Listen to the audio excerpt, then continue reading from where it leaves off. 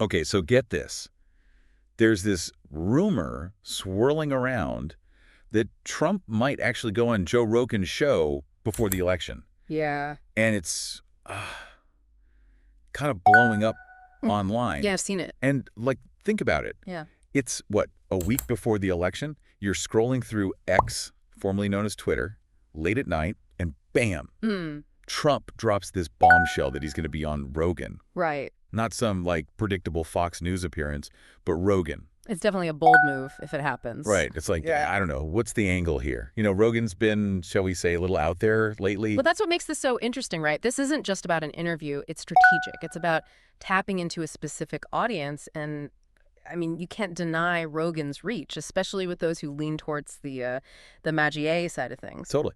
It's funny, we were looking at this YouTube video, Rideshare Ruminations, and they were saying basically the same thing. Like, even if Rogan said some critical stuff about Trump recently, a lot of Trump supporters, they still see Rogan as being on their side. It's because he represents something different to them, right? He's not the mainstream media, which, let's be honest, they deeply distrust. For sure. He's seen as someone who's willing to have these like raw, unfiltered conversations, the kind they feel like they don't get from the lamestream media, as they call it. Exactly. And that's what makes this whole thing so fascinating. Like, even Elon Musk is out there saying it's happening.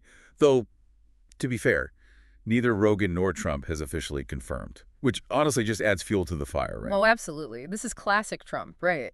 Control the narrative, even if it's just through speculation. It worked in 2016. Right. Create the chaos, keep everyone guessing. Exactly. And for his supporters, even the idea of him going on Rogan is a win. It's like he's infiltrating the enemy camp. And for those who support Trump, seeing him even consider going on a platform like Rogan's, it's almost like a victory in itself, you know? Yeah. It's like he's not afraid to go into the lion's den.